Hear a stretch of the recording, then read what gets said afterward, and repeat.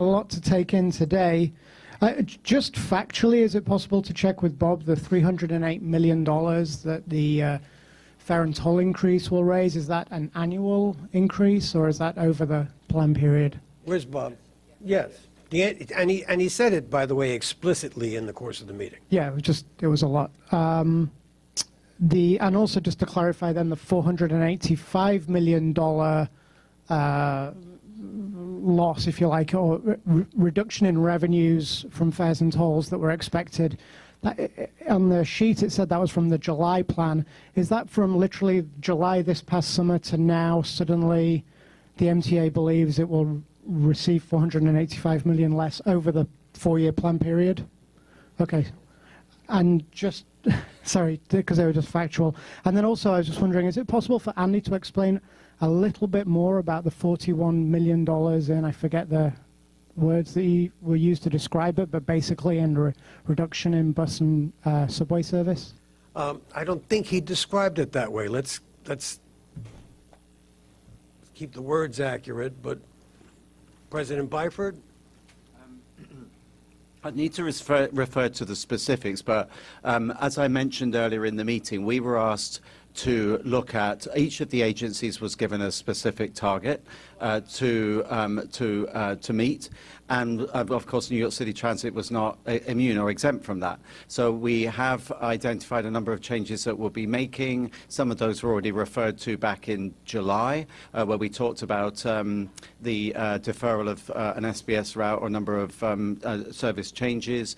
We've already given you details or made public changes in terms of end-of-line cleaning, which again is something I don't want to do, but this, as I mentioned earlier, is the land of tough choices, and then a number of other changes to meet that 41 million. That was not, by the way, the original target that we would set. We would set a much higher target, and that was the point at which we presented the 3 scenarios to our CFO on moderate, medium and severe consequences. So I think that we achieved our objective of setting out just what the consequences would be for service were we required to go beyond that 41 million. I was never going to be able to not put up any savings whatsoever. Sorry, just I think the thing that threw me was the talk of headway, reduction in headways, which sounds like fewer trains running. Yeah, sure. So that was one of the options that we had to look at. So again, though, we're trying to be mindful of what the impact on service will be. We've obviously got the L-line tunnel closure coming up next year. So we've been very careful to look at those routes that we think can accommodate a service change without effectively shooting ourselves in the foot with the major change that we have next year, namely the L-line closure. Okay. John, you think? Yeah. We'll just go down the line. So during the presentation, Mr. Foreman said that the highest reductions in ridership, or the biggest drop-off, came during nights and weekends when subway action plan work was going on. I was wondering if there have been any attempts to figure out how much revenue was lost due to that reduction in ridership, and kind of spinning that forward with the L train shutdown coming next year. There may be some reduction in ridership as a result of that. And going forward, Mr. Byford's plan calls for nights and weekend shutdown on major trunk lines if that does happen, which would presumably come with a lot of reduction in ridership. Have there been attempts to try and figure out the revenue loss that will come as a result of those plans? Before Andy answers that question, come on up. Maybe you want to stay up. Bear in mind that these are, we haven't shut the L line down yet. So a lot of this is an estimate. What we may lose in subway ridership, we will undoubtedly pick up in bus ridership. So will it be person for person? I don't know. We don't know. It is not knowable right now. But Andy? So, I mean, for the, and by the way, just to add to my previous answer to you, Paul, I mean, I do stress those headway changes, by the way, still keep us within guidelines. I should just have added that. But to your question, sir, with the L line closure, we factored in the likely impact upon ridership into the plan. So there's we have factored that in. You look at what the projected elasticity will be, what drop-off will there be in ridership as a result of that change. But don't forget that our plan envisages something like 80% of people will still ride, but they'll just move to alternate subway routes. The remainder will go on the buses, on the ferry, and a few will undoubtedly take bikes or Uber or Lyft. But the majority of riders will still stick with MTA, so still pay a fare, but they'll just be using different routes.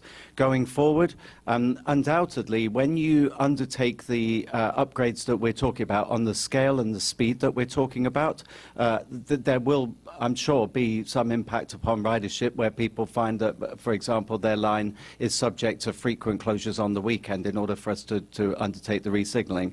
That, I'm afraid, is a necessary consequence. But again, we would work out what the elasticities would be, because you don't want to go beyond a tipping point where, in order to achieve the benefit, namely the long-term improvement in reliability and capacity by installing a new signalling system, you suffer a disastrous drop in ridership that would never come back. So you've got to get that tipping point right.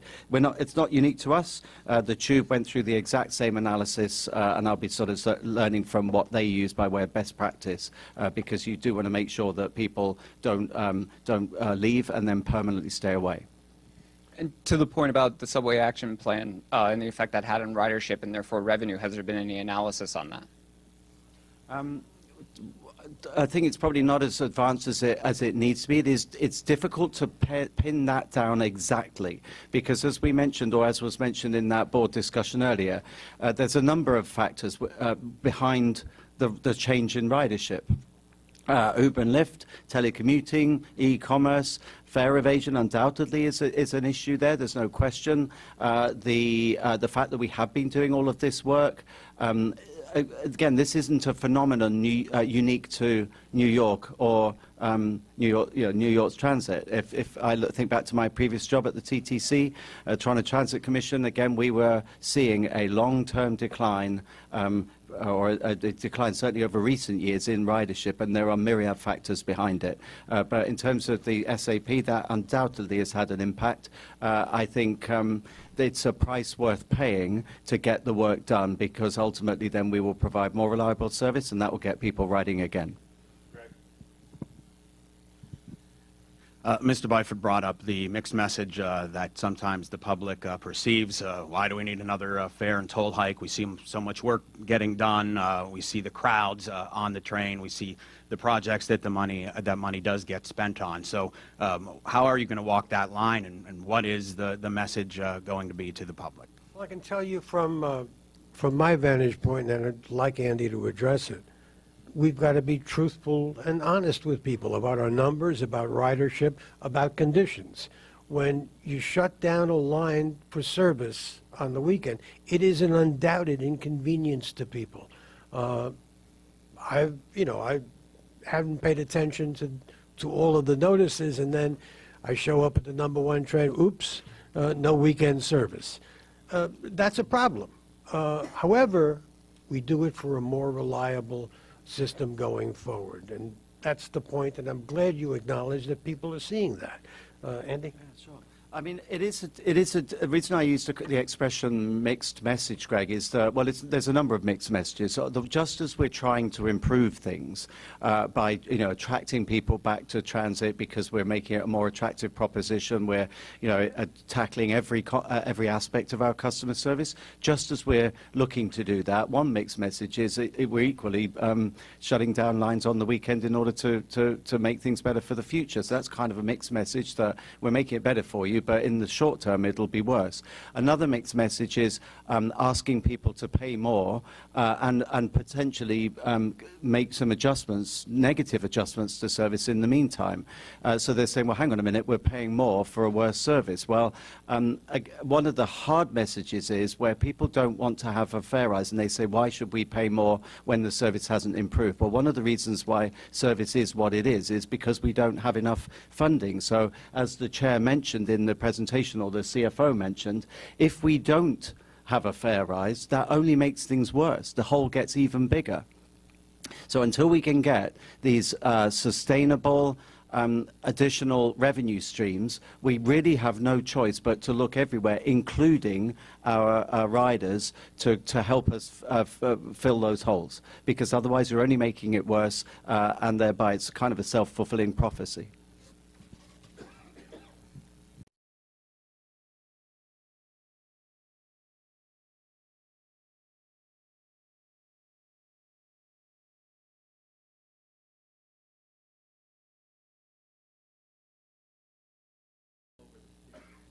Sometime between now and 2022.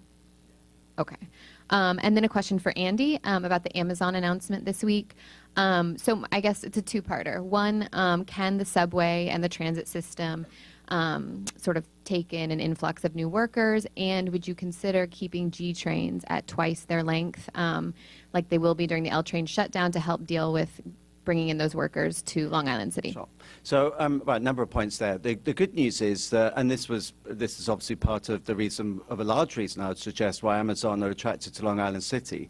It already has a rich transit offer, in that we have something like 8 lines in the immediate vicinity. You've got Long Island Railroad, you've got the ferry service, you've got a number of bus lines that serve it. So it's actually an area that's very well served. It's going to get better because we're just about on the cusp now of finishing off the the 7-line upgrade in terms of installing CBTC. The final cutover happens on the weekend of the 26th of November. So that in itself will give us more reliability and progressively more capacity. In fact, next spring we add more service because the line will be able to accommodate more service. That plus other potential things like, as you rightly say, the G line. We are going to extend those trains for the tunnel work while the tunnel work is undertaken under the East River. I'm certainly not ruling out keeping that as an option going forward, but we do need to look at what the ridership will be on the extended G line, and also be mindful of the overall fleet plan, because we are holding back some older trains in order to accommodate the additional service.